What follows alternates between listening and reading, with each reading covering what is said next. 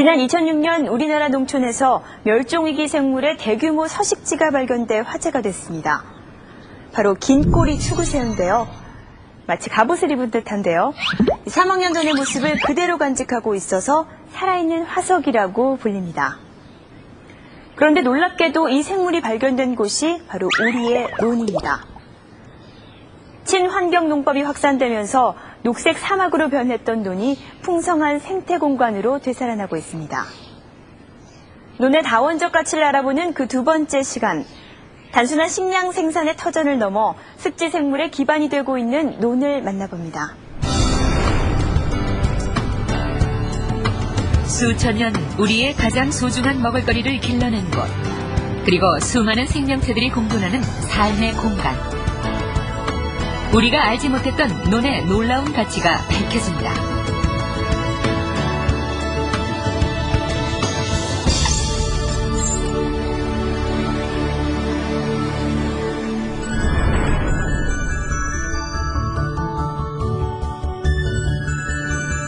이른 봄, 마른 논에 물대는 농부의 손길이 바쁘다. 물대기는 1년 농사를 저어하는 중요한 작업이자 생물들에게 생존의 터전을 제공하는 일이다. 인간이 만든 가장 오래된 습지, 논. 물이 머무는 논은 다양한 생명을 끌어모은다. 와, 개구리다. 이야, 역시 물만 대면 어디서 나오든가 이게 나온다니까요. 개구리, 거머리, 드랭이, 논에 물만 대면 어디서 나오든가 겨울 내내 안 보이던 것이 이런 게 딱 물만 대면 나온다니까 이게 자연의 섭리인가 봅니다. 수심이 얕고 흐르지 않는 논물. 그래서 인공습지인 논은 생물들에게는 최적의 보금자리다. 인류가 쌀 생산을 해온 이래 논은 중요한 습지로 생태계의 고리 역할을 해왔다.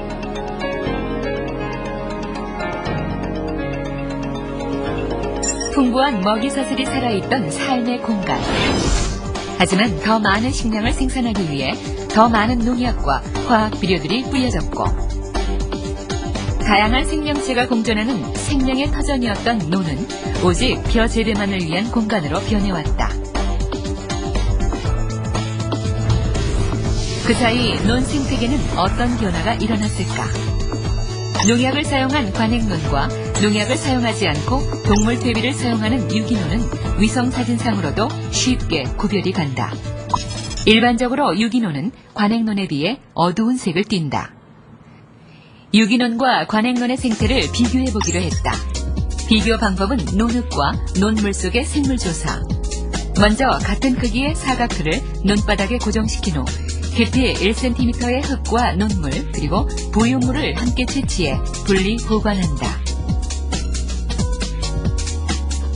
수집한 흙과 부유물 속의 생물종과 개체수의 확인을 통해 논 생태를 미루어 짐작해 볼 수 있는데, 관행논에서 수집한 채집물 속에서는 생물들의 특별한 움직임이 보이지 않았다. 반면 유기논의 채집물에서는 우리에게 익숙한 다양한 수서 생물들이 발견됐다. 불과 30년 전만 해도 어느 논에서나 볼 수 있던 논 생물들이 화학 비료와 농약 사용으로 이제는 귀한 손님이 된 것이다. 논 속에는 물방개 같은 곤충뿐만 아니라 작은 생물들과 수많은 미생물도 함께 살고 있다. 이런 생물들은 잡초를 억제해주고 해충을 잡아먹으면서 벼 성장을 돕는다. 하지만 관행논과 유기논의 생물들은 단순 개체수뿐만 아니라 다양성에서도 큰 차이를 보였다. 특히 실지렁이는 논 생물 조사의 기준이 되는 생물. 논 속을 자세히 들여다보면 흙 속에 박혀 흔들거리고 있는 실지렁이를 볼 수 있다.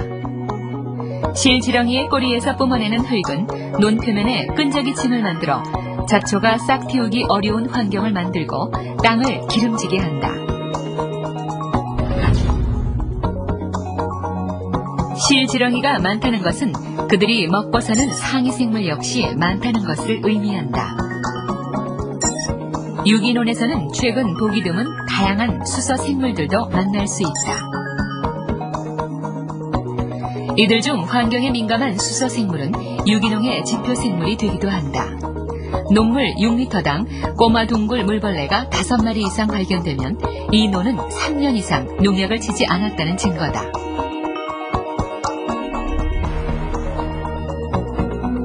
다양한 생물종들이 모여 살고 있는 논은 생태계 속의 작은 생태계다. 논 생물을 분류하는 짧은 시간에도 먹고 먹히는 처절한 생존 경쟁은 계속 이어진다. 이러한 생태계의 기본 원리가 지켜질 때 생태계는 더욱 촘촘해지고 안정적으로 자리 잡을 수 있다. 인간이 만든 가장 오래된 습지. 논은 여러 생물들이 어울려 사는 산터다. 흙과 물속을 가득 메운 각종 조류들과 미생물. 그들을 기반으로 올챙이와 거머리, 우렁이가 삶을 이어가고 메뚜기, 방앗개비, 거미, 잠자리 등 많은 곤충들은 새들을 불러 모은다. 하지만 과도한 화학 비료와 농약 사용은 논 생태 피라미드의 곳곳을 파괴시키고 있다. 논이라는 작은 생태계가 무너질 경우 그 여파는 전체 생태계로 이어질 수밖에 없다. 그 벼가 심어질 때에 물이 담겨져 있습니다. 그리고 물이 담겨져 있다는 것은 그 물 속에 많은 생물들이 살고 있다는 것입니다. 근데 그 생물들이 살고 있는데 그 생물들의 가치를 지금까지는 많이 사람들이 알아주지 않았다는 겁니다. 왜 그러냐면 오히려 쌀 생산량을 많이 늘리는 게 주 목적이었기 때문에 생물에 관심이 없었던 거죠. 이걸 원위치로 돌리지 않으면 이런 생물이 다 사라졌을 경우에는 우리가 복원을 하지 못하기 때문입니다. 지난 4월 국내 유기농의 메카 충청남도 홍성에서 한일 논생물 프로젝트가 열렸다. 한국의 생활협동조합 관계자들과 소비자들 그리고 일본 논생물 프로젝트 팀이 홍성논의 생물상을 조사하는 자리. 세계적인 논생태 운동가 이와부치 씨도 참석해 논의 중요성을 강조했다.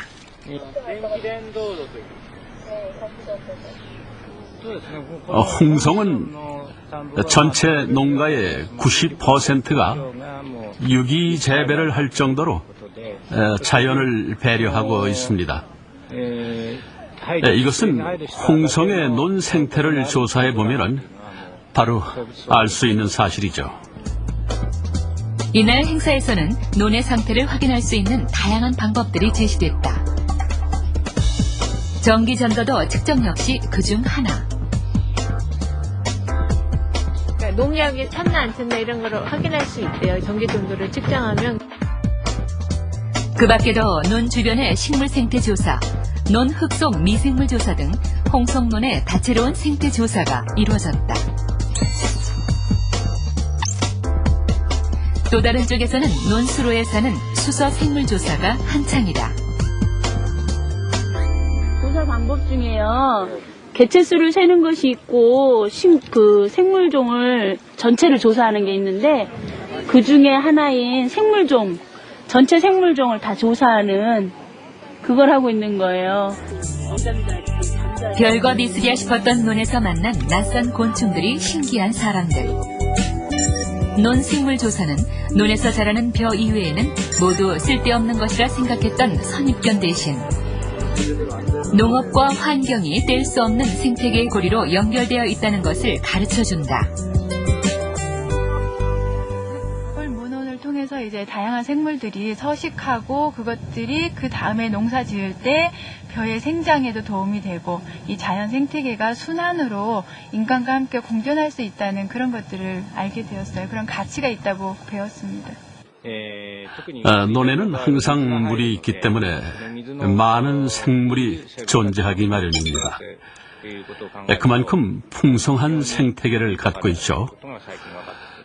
국제 습지 조약인 람사 협약에서도 논을 습지로 등록할 만큼 세계적으로 논의 가치가 인정을 받고 있습니다. 자연과 사람이 공존하는 쉼터. 논의 경제적 가치는 무려 56조 원을 넘어선다.